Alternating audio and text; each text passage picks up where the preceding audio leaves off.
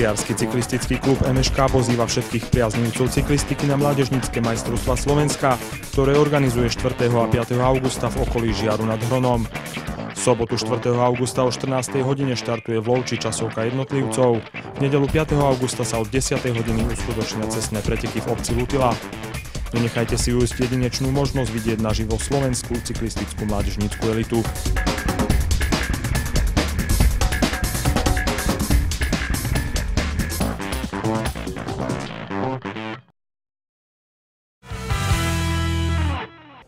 Uplynulý víkend organizoval Žiarsky cyklistický klub majstrovstva Slovenska v cestnej cyklistike mladších a starších žiakov a kadetov. Šampionát začal v sobotu 4. augusta časovkou na trati Lovča, Dolná Ždaňa Lovča, ktorá sa išla ako cena primátora mesta Žiar nad Hronom. Mladší žiaci, starší žiaci a kadeti absolvovali majstrovskú časovku na 10 kilometrov a kategória juniorov, pre ktorú bolo podujatie ďalším kolom slovenského pohára, trať dlhú 20 kilometrov. Medzi mladšími žiakmi zvíťazil pretekárci z Žilina Štefan Michalička. Najlepší zo Žiarčanov bol 6. Matúš Černek. V kategórii starších žiakov bol favoritom vedúci pretekár priebežného poradia slovenského pohára domáci Adrian Foltán. Po vynikajúcom výkone na trati Foltán bezpečne zvíťazil a zaslúžene sa stal majstrom Slovenska v tejto disciplíne. Aj ostatní žiarski starší žiaci podali výkon na hranici svojich možností. Druhým najlepším z nich bol 8. Henrik Haš.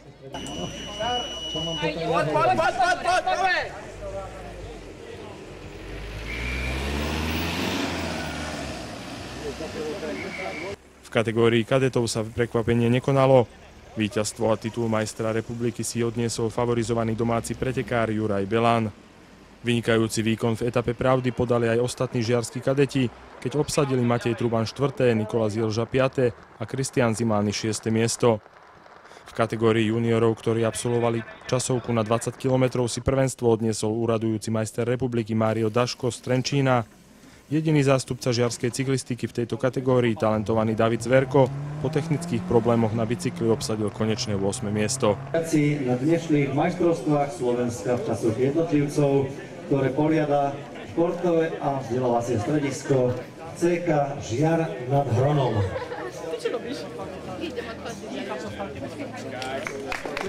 15:35,867 Belan Juraj. Takže ceny opäť rozdávajú starosta Lovča pán Ondrej Bahno, konateľ Mestského športového klubu Žiar nad Hronom pán Jozef Tomčány. V nedeľu 5. augusta bola na programe mládežníckeho šampionátu druhá disciplína, a to cestné preteky jednotlivcov Cena Slovalka. Kategória mladších žiakov absolvovala preteky na jeden okruh v celkovej dĺžke 23 km. Prvenstvo si v tejto kategórii odniesol opäť Štefan Michalička z Žilina. Nepopulárne 4. miesto obsadil Adam Foltán.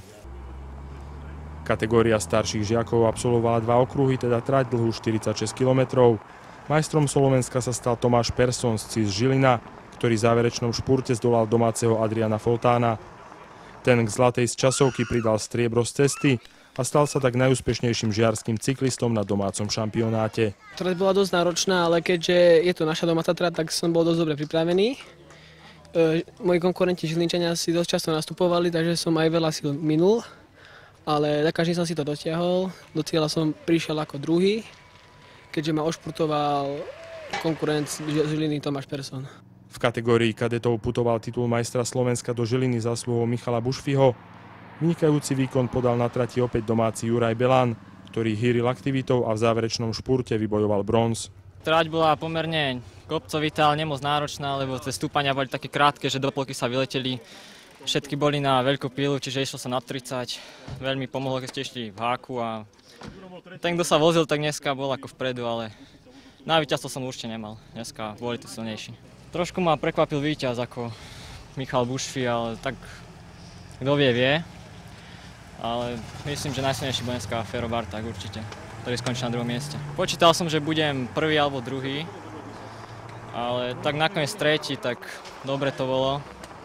Trošku nám nevyšla posledná zákruta, ale tak v pohode ako... Môžem ísť spokojne s 3. miestom, lebo dneska nemal som nejaké dobré nohy. V kategórii juniorov po vydarenom úniku trojčlennej skupiny v zložení Daško, Malovec, Zverko si prvenstvo v záverečnom špurte odniesol Malovec pred Daškom a Zverkom. trať som veľmi dobre poznal, keďže tu trénujeme.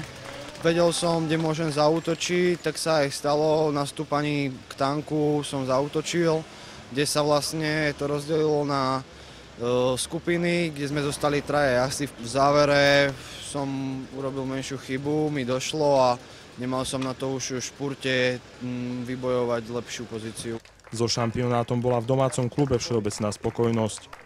V kategórii kadetov sme získali titul majstra Slovenska v podaní Jura Belana v časovke jednotlivcov v Lovči, ktorý v podstate potvrdil celú sezónu svoju výkonnosť a účinkovanie slovenskej reprezentácii. Ďalej na 4. mieste výbornom sa umiestnil Matej Truban a hneď za ním tímový kolega Nikola Zielža a na 6. mieste zase obsadil hneď za ním ďalší kolega reprezentant Slovenska Kristián Zimány.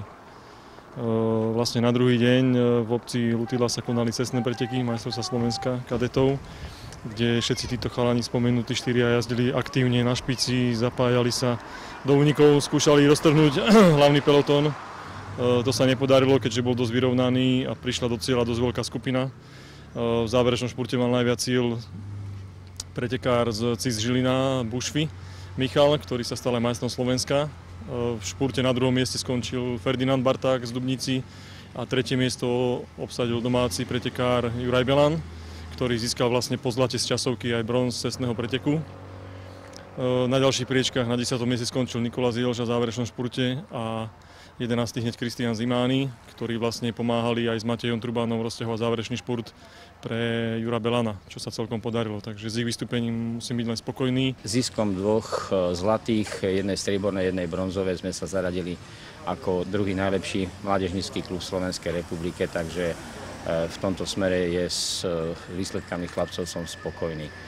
Po skončení šampionátu okamžite zasadala Komisia Slovenského zväzu cyklistiky, ktorá robila nomináciu nielen na majstrovstvá Európy juniorov, ale aj na 27. ročník Radjugentur v rakúskom Tassmansdorf, kde odchádzajú chlapci 11. augusta a kde v nominácii sú až 3 Žiarčani, a to Juraj Belan, David Zverko a Kristián Zimány. Bohužiaľ do nominácie sa nedostal Nikola Zielža, ktorý je prvým náhradníkom a verím, že tentokrát David Zverko ten ružový dres dovedie až do cieľa. Pokiaľ by som mal vyjadriť so šampionátom, šampionátu, v prvom rade som rád, že nedošlo na šampionáte k žiadnemu vážnemu zraneniu. Prebehol bezproblémovo. Jediný problém bola veľká horúčava pre pretekárov, ale šampionát myslím si, že sa vydaril. Bol to pekný mládežnícky šampionát a sme radi, že boli aj ostatní účastníci spokojní. A touto cestou samozrejme by som chcel poďakovať všetkým tým, ktorí sa podielali na tomto peknom preteku za ich obetavú prácu a sponzorom za agilnú podporu, bez ktorej by sme takýto pekný mládežnícky šampionát neboli schopní zorganizovať. Spoluorganizátorom šampionátu je už niekoľko rokov aj obec Lutila.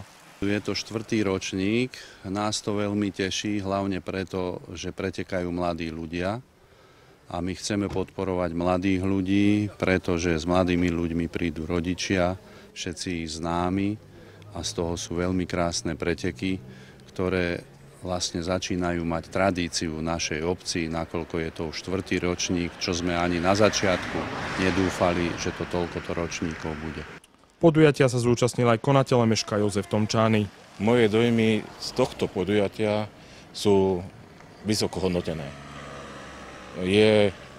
Treba poďakovať všetkým organizátorom majstrovstiev Slovenska v cyklistike a takisto pretekárom za bezpečný prakticky dojazd vo všetkých etapách a s tým, že takéto podujatie, keď sa bude organizovať aj v budúcnosti v našom meste, tak určite tie ďalšie kluby, ktoré tu boli, účastníci týchto majstrovstiev Slovenska, prídu rád k nám do mesta, ale nie len do mesta, ale aj do okolitých obcí, kde sa toto prakticky podujatie uskutočnilo.